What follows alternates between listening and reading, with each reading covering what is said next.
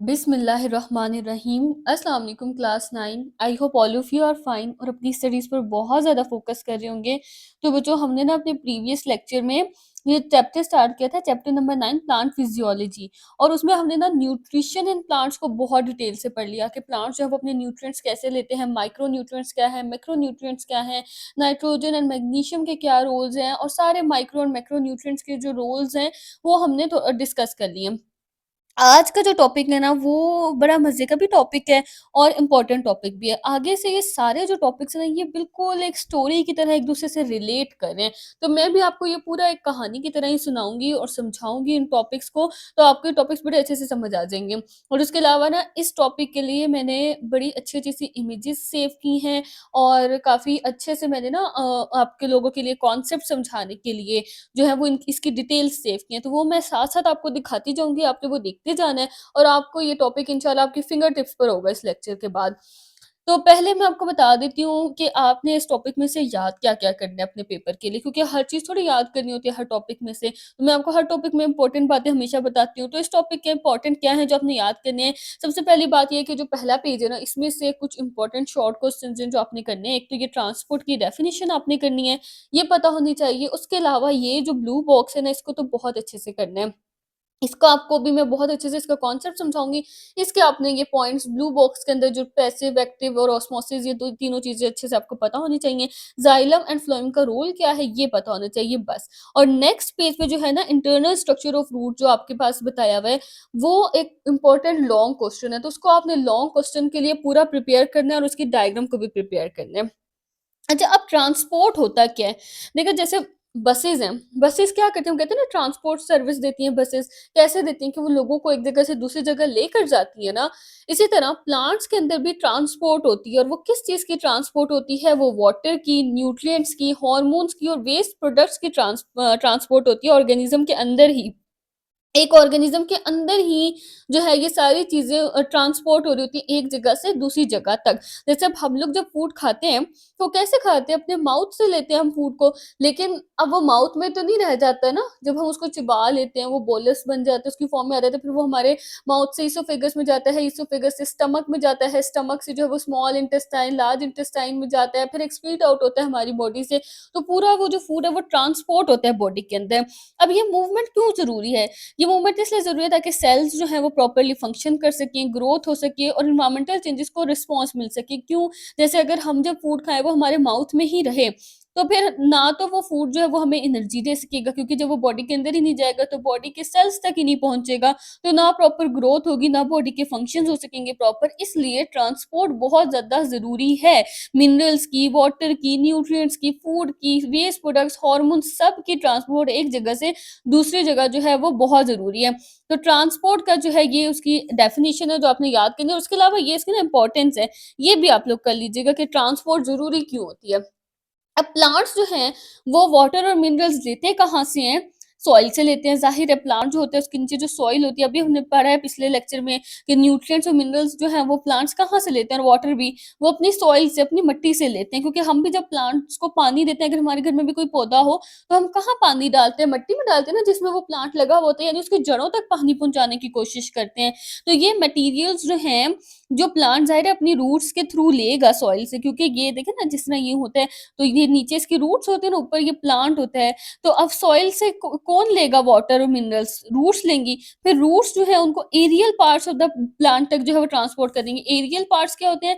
Plants के ऐसे part जो कि हवा में होते हैं, जैसे कि वो उसके लीव्स हैं, फ्रूट्स हैं। तो ये सारे जो पार्ट्स हैं जो प्लांट के हवा में, एयर में होते हैं, तो उनको हम एरियल पार्ट्स कहते हैं। तो ये मटेरियल्स वहां तक ट्रांसपोर्ट होना बहुत जरूरी होता है। इसी तरह से जो फूड लीव्स प्रिपेयर करते हैं, यानी कि एक तो ट्रांसपोर्ट नीचे से ऊपर की तरफ जा रही है ना, मिनरल्स और सॉल्ट्स जो कि रूट्स ने अब्सॉर्ब किए हैं, वाटर, मिनरल, सॉल्ट्स जो कि रूट ने ज़मीन से अपनी सॉइल से अब्सॉर्ब किए हैं, उनको ऊपर एरियल पार्ट्स तक पहुँचाना है। एक ट्रांसपोर्ट तो ये होगी नीचे से ऊपर की तरफ। अच्छा, अब एक ट्रांसपोर्ट क्या है? एक ट्रांसपोर्ट वो है कि जो फूड लीव्स में प्रिपेयर हुआ है, क्योंकि फोटोसिंथेसिस के थ्रू जो फूड प्रिपेयर होते हैं वो कौन करते हैं? लीव्स करते हैं ना। जो ग्रीन पिगमेंट होते हैं लीव्स के अंदर। अब लीव्स के अंदर फूड प्रिपेयर हुआ है, अब वो फूड भी तो पूरे प्लांट तक पहुँचाना है ताकि प्लांट जो है वो अपना फंक्शन कर सके ठीक तरीके से। तो फिर दूसरी ट्रांसपोर्ट क्या है कि फूड जो है वो लीव्स जो है जो फूड ने क्या सॉरी लीव्स ने जो फूड प्रिपेयर किया होता है वो ट्रांसपोर्ट होते हैं प्लांट के दूसरे पार्ट तक। अब ये ट्रांसपोर्ट क्या है ऊपर से नीचे की तरफ हो रही है। अच्छा, सब लैंड प्लांट्स में उसके कुछ प्लांट्स की उन्होंने एग्जांपल दी है, मॉसेस एंड लिवरवर्ट्स ये प्लांट्स के एग्जांपल्स हैं।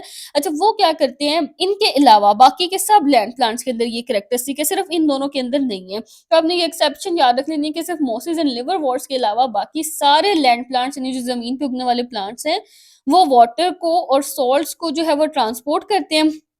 फूड जो है अच्छा, अब ये वाटर, फूड, सॉल्ट्स की ट्रांसपोर्ट किसके थ्रू करते हैं? इनके अंदर प्लांट के अंदर ना 2 तरह के टिश्यूज़ होते हैं जो इन चीज़ों की ट्रांसपोर्ट करते हैं, वाटर की, फूड की, सॉल्ट्स की। और वो टिश्यूज़ कौन से होते हैं? Xylem and phloem tissues. अब इसमें से जो जाइलम है ना वो क्या करता है, वो वाटर और सॉल्ट्स की ट्रांसपोर्ट करवाता है। अब ये कौन सी ट्रांसपोर्ट है वाटर और सॉल्ट्स की? जो रूट्स से जा रही थी ऊपर एरियल पार्ट्स तक ना, रूट्स से अभी हमने डिस्कस किया ऊपर की तरफ जो जा रही है। तो इसका मतलब जाइलम जो है उसके अंदर ट्रांसपोर्ट का है नीचे से ऊपर की तरफ। रूट्स ने जो मिनरल्स और वाटर्स वगैरह एब्जॉर्ब किए ना, मिनरल्स और वाटर का क्या ही मतलब है, वाटर के अंदर ही ना वो सॉल्ट्स और मिनरल्स डिसॉल्व हो जाते हैं। जैसे हमने प्लांट को अगर पानी दिया पौधे को, तो ज़मीन के अंदर जो है, सॉइल के अंदर, मिट्टी के अंदर काफ़ी सारे मिनरल्स प्रेज़ेंट होते हैं, न्यूट्रिएंट्स प्रेज़ेंट होते हैं जो प्लांट की ग्रोथ के लिए ज़रूरी होते हैं। तो वो ना वाटर के अंदर ही मिक्स होके ऐसे सॉल्यूशन सा बन जाते हैं। तो जब प्लांट उस वाटर रूट्स जो है उस वाटर को एब्ज़ॉर्ब करती है ना और फिर ऊपर तक पहुँचाती है, तो फिर क्या होता है उस वाटर के अंदर ही मिनरल्स और सॉल्ट्स जो मिक्स होते हैं वो भी चले जाते हैं। तो इस तरह से जो जाइलम टिश्यू है ना, वो वाटर, मिनरल, सॉल्ट्स इनको ट्रांसपोर्ट करवाता है। और फ्लोएम क्या करता है कि जो लीव्स ने फूड को प्रिपेयर किया है ना, उस फूड को ट्रांसपोर्ट करवाता है बाकी के प्लांट के जो है पार्ट्स उन तक। The phloem is responsible for the transport of food. अच्छा, आगे वो कह रहे हैं कि इस मैकेनिज्म ऑफ ट्रांसपोर्ट और इसको जो है वो एक्सप्लेन करने से पहले, क्योंकि इस टॉपिक के बाद जो नेक्स्ट टॉपिक्स है ना उनमें जो है वो वाटर की ट्रांसपोर्ट और सॉल्ट्स की ट्रांसपोर्ट और ये फूड की ट्रांसपोर्ट वो सब एक्सप्लेन किया हुआ है बारी बारी। तो वो कह रहे हैं सबको पढ़ने से पहले ना हम ये देख लेते हैं कि प्लांट जो है वो वाटर और सॉल्ट्स को एब्जॉर्ब कैसे करते हैं सॉइल से, रूट्स का जो स्ट्रक्चर वगैरह वो देख लेते हैं, जो कि अभी हम नेक्स्ट पेज पे देखेंगे। अच्छा, अब ये जो है साइड बॉक्स ये बड़ा इंपॉर्टेंट है। इसके अंदर उन्होंने ना बात की है पैसिव ट्रांसपोर्ट, एक्टिव ट्रांसपोर्ट और ऑस्मोसिस की। अब ये आपने बहुत ध्यान से सुनना है क्योंकि इसमें ना बच्चे अक्सर कंफ्यूज रहते हैं कि पैसिव ट्रांसपोर्ट क्या है, एक्टिव क्या है और ऑस्मोसिस क्या होता है। पैसिव ट्रांसपोर्ट की ये आपने याद है एज इट इज, इनकी डेफिनेशंस आपने याद करनी है, मैंने हाईलाइट भी की हुई है। पैसिव ट्रांसपोर्ट क्या होता है कि वॉट मूवमेंट होती है किस चीज की, आयंस की या मॉलिक्यूल्स की across the cell membrane. Across the cell membrane का क्या मतलब है कि ये हमने सेल देखा है ना, सेल होता है, हमने जो चैप्टर 3 में बड़ी डिटेल से पढ़ा है। सेल के अंदर ऑर्गेनेलीज होती हैं और फिर उनके बाहर एक सेल मेम्ब्रेन होती है, एक इन्वेलप होता है जिसने सेल को जो है वो कवर किया होता है। और हमने कहा था कि सेल मेम्ब्रेन जो है वो सेमी परमिएबल है, मतलब कुछ चीजों को ये अलाउ करती है कि अंदर आ जाए या बाहर चले जाए। तो अब सेल मेम्ब्रेन से जो फूड या पार्टिकल्स जो भी पास करते हैं ना, आयंस वगैरह या मॉलिक्यूल्स, वाटर जो भी पास करता है, तो वो दो तरीकों से पास कर सकता है। एक होता है पैसिव ट्रांसपोर्ट और एक होता है एक्टिव ट्रांसपोर्ट।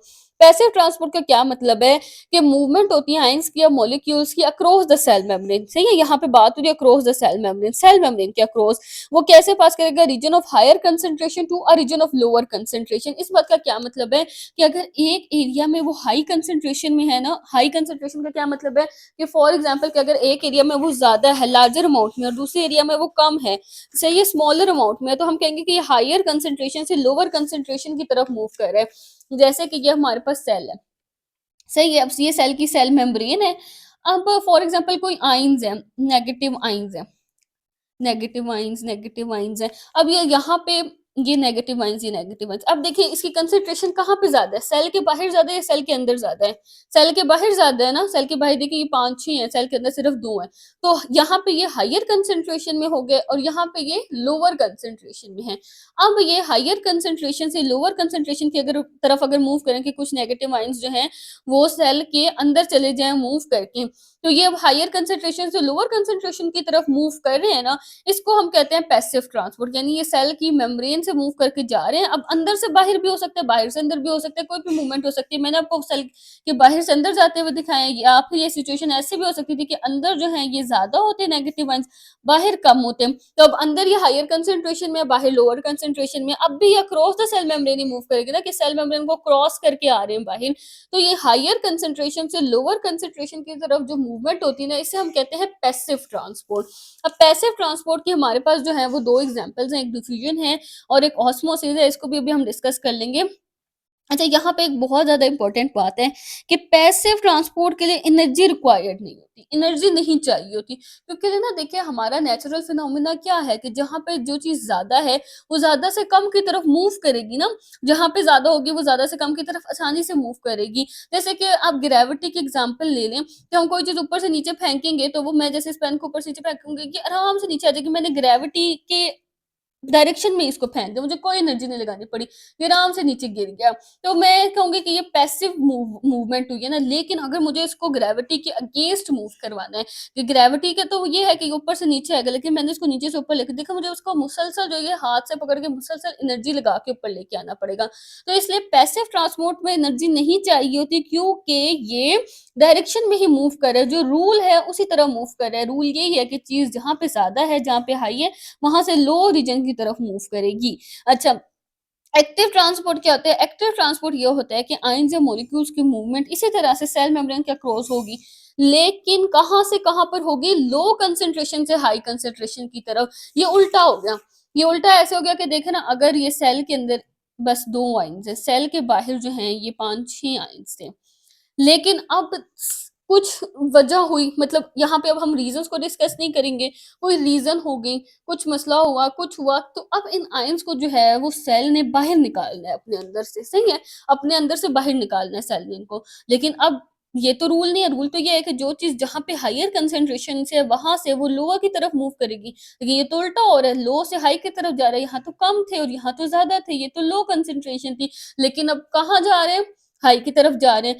इसके लिए अब एनर्जी लगानी पड़ेगी। जैसे ग्रेविटी के अगेंस्ट मूव किया तो एनर्जी लगानी पड़ी ना, इधर भी ये जो है वो रूल के अगेंस्ट मूव कर रहे हैं, तो हमें एनर्जी इसको देनी पड़ेगी। हमें इसको एनर्जी देनी पड़ेगी कि भाई तुम ये एनर्जी लो, हम तुम्हें एनर्जी लगा रहे हैं, तुम अब बाहर मूव, धक्का देके इनको बाहर निकालना पड़ेगा। ये बोलेंगे कि भाई हम तो पहले ही यहाँ पे कम है, वो इतने ज्यादा है, हम क्यों जाएं? तो उस साले इनको धक्का देके बाहर निकालेगा। तो धक्का देने के लिए तो एनर्जी लगानी ही पड़ेगी ना। और वो एनर्जी आप सबको पता है किस फॉर्म में होती है? एटीपी की फॉर्म में होती है, क्योंकि सेल किस फॉर्म में एनर्जी को यूज करते हैं? एटीपी की फॉर्म में यूज करते हैं। तो अब ये लाइन आपको क्लियर हो गई होगी कि पैसिव ट्रांसपोर्ट के लिए एनर्जी नहीं चाहिए होती और एक्टिव ट्रांसपोर्ट के लिए हमें एनर्जी चाहिए होती है। नेक्स्ट हमारे पास पॉइंट है ऑस्मोसिस का।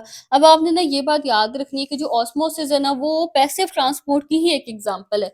अब हमारे पास ये जो सेल, मैंने आपको बताया कि सेल में जो मूवमेंट हो रही है ना, आयंस की या मॉलिक्यूल्स के मटेरियल्स जो ट्रांसपोर्ट हो रहे हैं सेल के, सेल मेम्ब्रेन से अंदर या बाहर जा रहे हैं अक्रॉस द सेल मेम्ब्रेन, वो 2 तरह की है। मतलब हमारे पास जो सेल के मेम्ब्रेन से मटेरियल्स ट्रांसपोर्ट हो रहे हैं ना, वो 2 तरह से हो रहे हैं। या तो वो पैसिव ट्रांसपोर्ट है जिसके लिए एनर्जी रिक्वायर्ड नहीं है, हायर कंसंट्रेशन से लोअर की तरफ जाएंगे और एनर्जी रिक्वायर्ड नहीं होगी। या तो वो एक्टिव होगी कि लोअर कंसंट्रेशन से हायर की तरफ जा रहे हैं, जहां पे उनकी कंसंट्रेशन कम है, उनकी अमाउंट कम है, वहां से हाई की तरफ जा रहे हैं और एनर्जी यूज करके जा रहे हैं, तो वो होगी एक्टिव ट्रांसपोर्ट। अच्छा, अब जो पैसिव ट्रांसपोर्ट है ना, उसकी हमने फर्दर जो है वो 2 एग्जांपल्स देखनी है। एक है ऑस्मोसिस और एक हमारे पास है डिफ्यूजन। डिफ्यूजन अभी आपकी बुक में बताई भी नहीं, लेकिन मैं वो भी आपको साथ ही बता देती हूँ ताकि आपको ना कंफ्यूजन ना रहे इनके अंदर। तो अब हम ऑस्मोसिस एंड डिफ्यूजन को डिस्कस करते हैं। अच्छा, अब ऑस्मोसिस क्या होता है? ऑस्मोसिस ये होता है कि वाटर मॉलिक्यूल्स की जो मूवमेंट है, semi permeable membrane cell membrane को ही कहते हैं। यहाँ पे अब आपने कंफ्यूज नहीं हो जाना कि ये कोई नई मेम्ब्रेन आ गई है। जो सेल मेम्ब्रेन है ना, वो सेमी परमिएबल मेम्ब्रेन होती है। सेमी का क्या मतलब होता है? हाफ, और परमिएबल परमिशन देना। तो वो कुछ मटेरियल्स को परमिशन देती है पास होने की, और मतलब गुजरने की, और कुछ को जो है वो परमिशन नहीं देती। अब जाना कहाँ से कहाँ तक है? लो सोल्यूट कंसंट्रेशन से हाई सोल्यूट कंसंट्रेशन की तरफ जाना है, और इस मूवमेंट के लिए जो है वो एनर्जी रिक्वायर्ड नहीं होती। अब इस बात का क्या मतलब है? अभी तो आपने हमने बोला कि ये पैसिव की एग्जांपल है, लेकिन पैसिव में तो हाई से लो की तरफ जाते थे, अगर आपको मेरी बात समझ आ रही है तो। लेकिन ऑस्मोसिस तो कह रहा है कि इसने लो से हाई की तरफ जाना है, तो ये कैसे पैसिव की एग्जांपल होगी? अब मैं आपको बताती हूँ। ऑस्मोसिस क्या कह रहे हैं कि उसने जाना है लो सोल्यूट कंसंट्रेशन से हाई सोल्यूट कंसंट्रेशन की तरफ। अब इस बात को यहीं पे छोड़ दो, ये आपको अभी समझ आ जाएगी, मैं आपको बताती हूँ। हमने 2 चीज़ें डिस्कस करनी है, एक होती है डिफ्यूज़न और एक होती है ऑस्मोसिस, और ये दोनों क्या हैं, पैसिव ट्रांसपोर्ट की एग्ज़ाम्पल्स हैं। डिफ्यूज़न में क्या होता है कि मॉलिक्यूल्स मूव करते हैं हाई कंसंट्रेशन से लो कंसंट्रेशन की तरफ, सेम वही चीज़ है जो पैसिव ट्रांसपोर्ट में हो रही है। अच्छा, अब डिफ्यूज़न किसी भी चीज़ के लिए हो सकती है, गैसेज़ के लिए, लिक्विड्स के लिए, सॉलिड्स के लिए, किसी भी चीज़ के लिए। फॉर एग्ज़ाम्पल, आपने जो है वो स्प्रे किया रूम में, कोई स्प्रे किया, उसकी खुशबू थोड़ी देर बाद पूरे कमरे में फैल जाती है ना, ये डिफ्यूज़न की एग्ज़ाम्पल है। कि आपने एक जगह पे स्प्रे किया, अब जिस जगह पे आपने स्प्रे किया, फॉर एग्ज़ाम्पल ये रूम है, मैं यहाँ खड़ी हुई हूँ, मैंने यहाँ खड़े होके इस जगह पे स्प्रे किया, अब स्प्रे के पार्टिकल्स इस जगह पे हैं, तो यहाँ पे वो हाई कंसंट्रेशन में है, बाकी रूम में तो वो नहीं है, तो बाकी रूम में वो लो कंसंट्रेशन में है। अब यहाँ पे हो क्या रही है, पैसिव ट्रांसपोर्ट हो रही है कि हाई से लो की तरफ चीज़ मूव करेगी, जो कि एक रूल है। ये क्या करेगा, बाकी रूम में तो लो कंसंट्रेशन में, तो ये हाई से लो की तरफ मूव करके फिर आहिस्ता-आहिस्ता पूरे रूम में ये जो है स्प्रे की खुशबू फैल जाएगी। तो ये डिफ्यूजन की एक एग्जांपल है। इसके अंदर गैसेस भी इन्वॉल्व हो सकती हैं, सोल्यूट भी। सोल्यूट कैसे?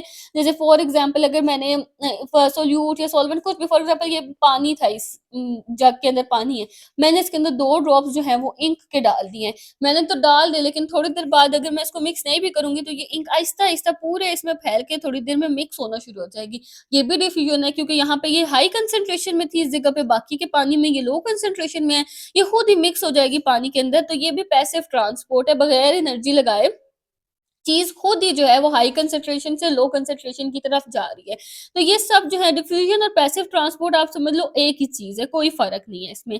लेकिन अगर हम वाटर की डिफ्यूज़न की बात करें, किसकी बात करें? सिर्फ़ वाटर की डिफ्यूज़न की, किसी और चीज़ की बात ना करें, वाटर की बात करें, तब वो क्या कहलाती है? ऑस्मोसिस। ऑस्मोसिस में हम किसी और चीज़ का ज़िक्र नहीं करते, हम सिर्फ़ वाटर का ज़िक्र करते हैं कि वाटर मूव कर रहा है हाई कंसंट्रेशन से लो कंसंट्रेशन की तरफ। कैसे?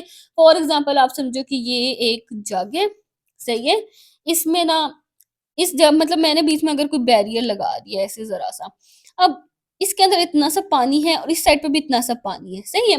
इतना सा पानी है, अब इसके अंदर जो है वो सॉल्ट के कोई बस इतने से पार्टिकल्स हैं, इसके अंदर सॉल्ट के बहुत सारे पार्टिकल्स हैं। अब वैसे तो इस जग में हम कह रहे हैं कि बैरियर की इस तरफ भी इतना ही पानी है और उस तरफ भी इतना ही पानी है, तो पानी जो है वो बराबर है। लेकिन पानी तो बराबर है, लेकिन अगर हम पानी की कंसंट्रेशन देखें, वाटर की कंसंट्रेशन देखें, कंसंट्रेशन क्या होती है? उसकी जो है वो गाढ़ापन, उसकी मिकदार क्या है? तो अब ये देखें ना, इधर जो है वो पानी के अंदर सॉल्ट कम है, इधर सॉल्ट ज़्यादा है। तो सॉल्ट की कंसंट्रेशन कम है और पानी की कंसंट्रेशन ज़्यादा है। इसका मतलब इस जगह पे सॉल्ट क्या है? सोल्यूट है ना, जिस चीज़ को हम मिक्स करते हैं वो सोल्यूट होता है। सोल्यूट की कंसंट्रेशन इधर कम है और वाटर की कंसंट्रेशन इधर क्या है? ज़्यादा है। समझ आ रही है ये बात? क्योंकि पानी यहाँ पे ज़्यादा है एज़ कम्पेयर टू सोल्यूट। इन दोनों को कंपेयर करें तब तो पानी बराबर है। लेकिन जब अगर हम सिर्फ इस वाले पोर्शन में देखेंगे ना, तो सॉल्ट के मुकाबले में पानी ज़्यादा है, तो सोल्यूट की कंसंट्रेशन कम है और वाटर की ज़्यादा है। लेकिन इस जगह पे सोल्यूट जो है वो बहुत ज़्यादा है, तो और वाटर जो है वो सोल्यूट के मुकाबले में कम है। तो इस जगह पे हम कहेंगे कि सोल्यूट की कंसंट्रेशन जो है वो ज़्यादा है और वाटर की कंसंट्रेशन जो है वो कम है। वाटर की कंसंट्रेशन जो है वो कम है। अब पैसिव ट्रांसपोर्ट क्या कहता है कि जो चीज़ जहाँ पे हाई है वहाँ से उसने कहाँ मूव करना है? लो की तरफ मूव करना है। और ऑस्मोसिस क्या कहता है कि मैंने तो भाई सिर्फ वाटर के बारे में बात करनी है, मैंने तो और किसी चीज़ के बारे में बात ही नहीं करनी। तो अब देखें, पैसिव ट्रांसपोर्ट को मद्देनज़र रखते हुए हाई से लो की तरफ जाना है और ऑस्मोसिस की बात करें तो किसने जाना है? वाटर ने जाना है। तो अब इस साइड पे जो वाटर था ना, वो क्या करेगा? ये जो नीचे थोड़ी बहुत जो भी जगह है, यहाँ से ना इस साइड पे मूव करना शुरू कर देगा।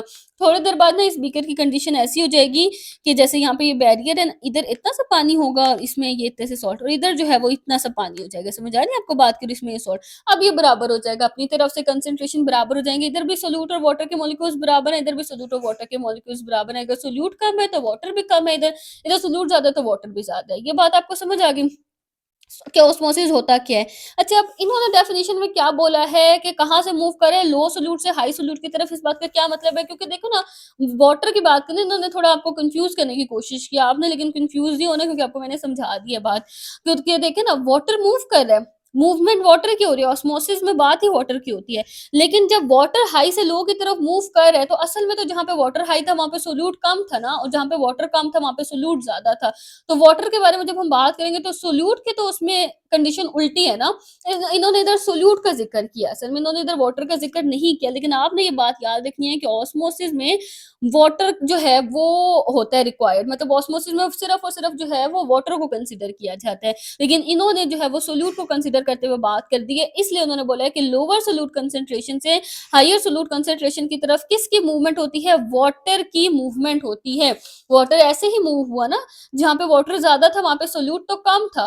तो लोअर सोल्यूट जहाँ पे सोल्यूट कम था, लोअर सोल्यूट से हायर सोल्यूट की तरफ कौन गया? वाटर। लेकिन वाटर की कंसंट्रेशन यहाँ पे ज़्यादा ही थी, तो ये हुई तो पैसिव ही ट्रांसपोर्ट है कि जो चीज़ मूव की है वो खुद तो हाई से लो की तरफ ही मूव किया ना, क्योंकि वाटर जहाँ पे हाई था वहाँ से वो लो की तरफ चला गया। तो वाटर ने तो पैसिव ट्रांसपोर्ट को ही फॉलो किया, लेकिन जब हम सोल्यूट को देखेंगे तो जहाँ से वाटर गया वहाँ पे सोल्यूट कम था और इस मूवमेंट के लिए भी एनर्जी की रिक्वायरमेंट नहीं होती। जब यहाँ पे ना ये इम्पोर्टेंट लॉन्ग क्वेश्चन है, इसको आपने लॉन्ग के लिए पूरा याद करना है, इसकी डायग्राम समेत, डायग्राम भी इसकी इम्पोर्टेंट है, मैं आपको इस पूरी डायग्राम को भी एक्सप्लेन करूंगी, पर आपने ड्रॉ करके ना इसकी प्रैक्टिस करनी है, तो आपने ये पेपर में बहुत अच्छी ड्रॉ हो जाएगी आपकी। अच्छा, यहाँ पे ना उन्होंने रूट का इंटरनल स्ट्रक्चर बताया है कि रूट जो है, जड़ें जो पौधे की एक जड़ें होती है वो अंदर से किस तरह से नजर आती है इंटरनली, और फिर वो वाटर सोर्स को किस तरह से ऊपर लेकर जाती है, उनकी अपटेक कैसे होती है वाटर की और सॉल्ट्स की। तो मैं ना आपको, अपटेक होती है ना वाटर सोर्स ऊपर की तरफ मूव करते हैं, मैंने अभी आपको बताया। तो मैं आपको पहले ना इसकी स्टोरी समझा देती हूँ ताकि आपको ये अच्छे से समझ आ जाए। अभी देखिए आपको नजर आ रहा है, ये हमारे पास एक प्लांट है, प्लांट है जो हमें ऊपर से नजर आता है, हम जब देखते हैं हमें प्लांट इस तरह से ऊपर से नजर आ रहा होता है, लेकिन जो नीचे प्लांट की जड़ें भी प्रेजेंट होती है, ये देखिए जमीन के नीचे किस तरह से प्लांट की जड़ें पूरा फैली हुई होती है जमीन के नीचे। अच्छा, अब ये जो प्लांट की जड़ है ना, इसके ऊपर आपको रूट हेयर नजर आ रहे हैं, ये हेयर्स निकले हुए हैं, इसके ऊपर बाल निकले हुए हैं, एक जड़ को मैंने जो है वो पॉइंट आउट किया है, एक मतलब जूम किया है। अब इसके ऊपर आपको नजर आ रहा है कितने सारे रूट हेयर्स हैं। अब ये जो रूट हेयर्स है ना, इन्हीं से जो है वो वाटर ट्रांसपोर्ट हो रहे हैं, नजर आते हैं आपको, वाटर और मिनरल्स जो है इन रूट हेयर्स से अंदर की तरफ जाते हैं। तो ये इसके साथ ये जो ब्लू ब्लू और येलो येलो बने हुए ना, ये वाटर एंड मिनरल्स हैं।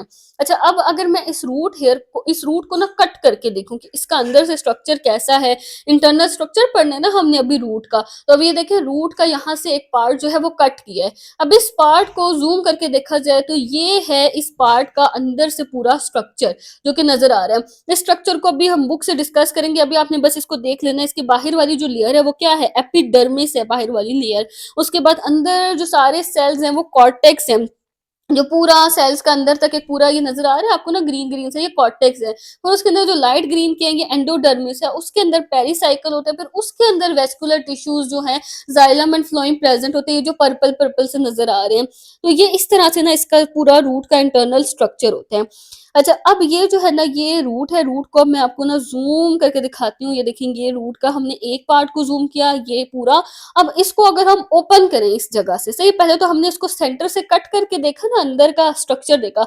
अब अगर इसको हम यहाँ से ओपन करें कि जाइलम एंड फ्लोएम जो टिश्यूज हैं वो इसके अंदर किस तरह से रन करते हैं, तो ये देखें, ये हमारे पास जो है वो जाइलम टिश्यू नजर आ रहा है। जाइलम टिश्यू से वाटर जो है वो जा रहा है ऊपर की तरफ, ये ब्लू ब्लू जो है वो इस टिश्यू के अंदर वाटर है, जो कि ये ऊपर की तरफ जो है वो ट्रांसपोर्ट कर रहा है। ये जाइलम को जूम करके ये वाटर ट्रांसपोर्ट हो रहा है, ये सेल्स से वाटर गुजर के ऊपर की तरफ जा रहा है। ये रूट्स ने वाटर को लिया सॉइल से, और इस वाटर के अंदर मिनरल्स और सॉल्ट्स भी डिसॉल्व हुए हुए हैं।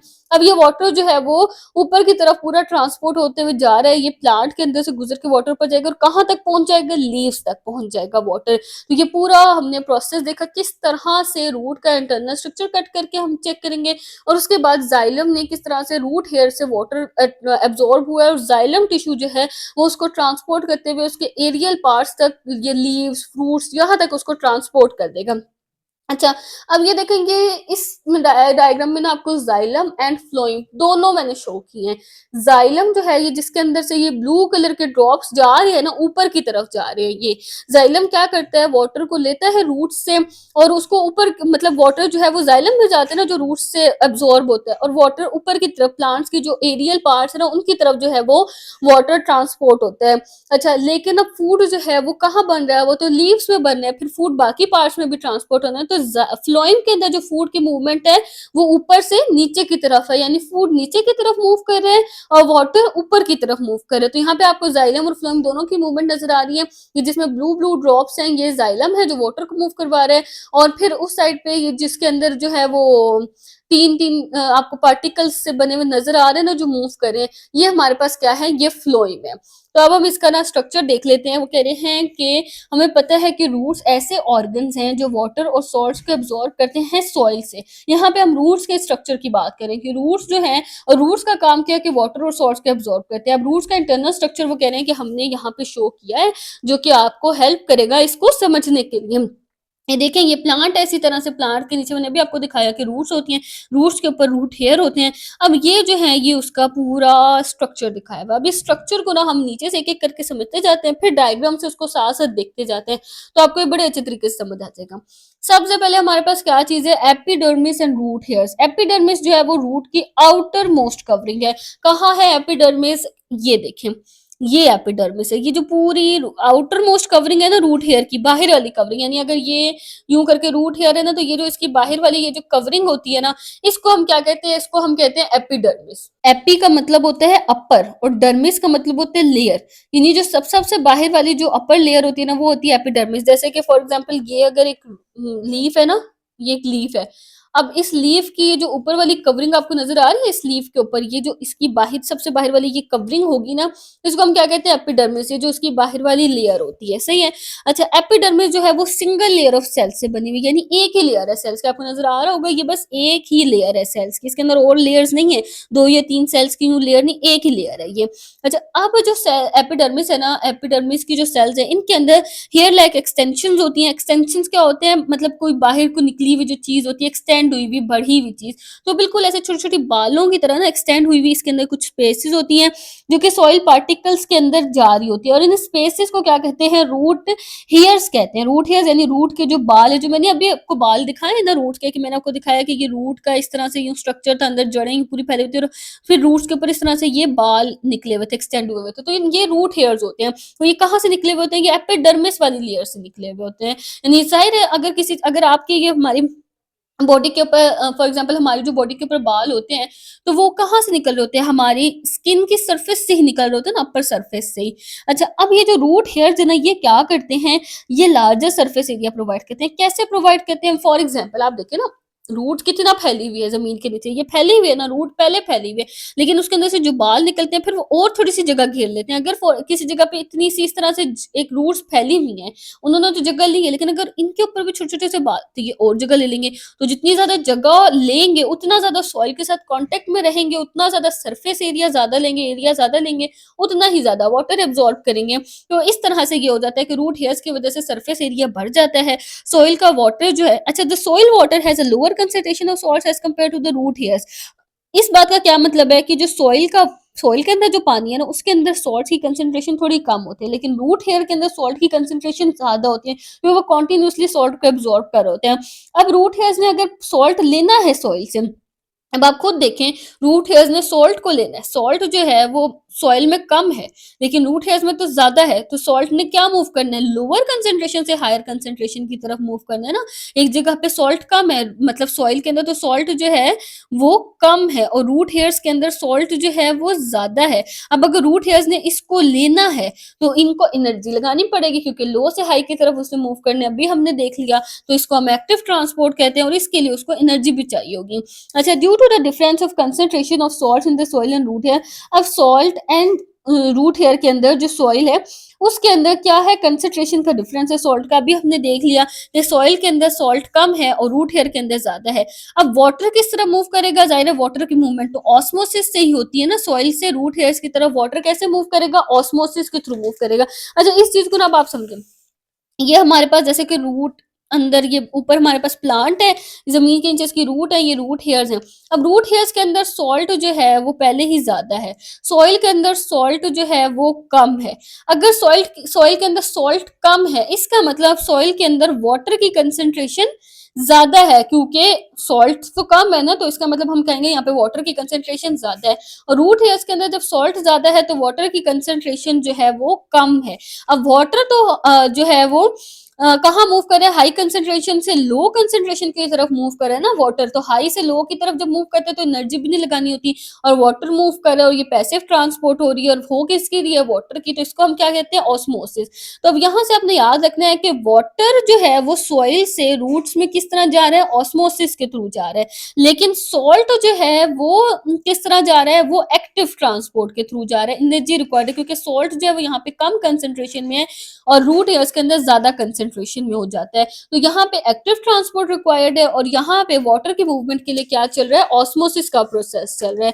तो फिर रूट हेयर से जो वाटर है वो कहाँ तक चला जाता है, रूट हेयर्स जो है वाटर को एब्जॉर्ब करती है और फिर वो एपिडर्मिस के अंदर चला जाता है, क्योंकि रूट हेयर्स तो एपिडर्मिस के साथ ही अटैच हुई है ना, तो एपिडर्मिस की सरफेस पे चला जाता है। नेक्स्ट उन्होंने बताया है कॉर्टेक्स के बारे में। कॉर्टेक्स जो है वो एक ब्रॉडर जोन है, ब्रॉड का होता है चौड़ा, बहुत चौड़ा बड़ा सा एक जोन होता है सेल्स का। कहाँ पे होते हैं, जाहिर है एपिडर्मिस के अंदर, क्योंकि बाहर वाली लेयर तो एपिडर्मिस, अब जो चीजें आएंगी वो एपिडर्मिस के अंदर होंगी, तो ये जो है कॉर्टेक्स कहाँ होता है, एपिडर्मिस के अंदर होता है। अब सिंपल सी बात है कि वाटर जो कि अब रूट हेयर से एपिडर्मिस में आया था वो एपिडर्मिस से कहाँ चला जाएगा, कॉर्टेक्स के अंदर चला जाएगा। अब हम कॉर्टेक्स देखते हैं कहाँ पे, ये देखें, ये पूरी ये जो सेल्स की आपको ये लेयर पूरी की पूरी ये यहाँ तक ये नजर आ रही है ना, ये क्या है, ये कॉर्टेक्स है। अच्छा, अब इनको देख लेते हैं कि हमारे पास कॉर्टेक्स के बाद क्या चीज आ जाती है, एंडोडर्मिस आ जाती है। ये कॉर्टेक्स के अंदर की बाउंड है, कॉर्टेक्स के बाहर क्या था, यानी हमने ये पूरा देखा ना कि बड़ा सा एक जोन था, इसमें काफी सारे सेल्स थे, उसके बाहर तो हमारे पास एपिडर्मिस था ना।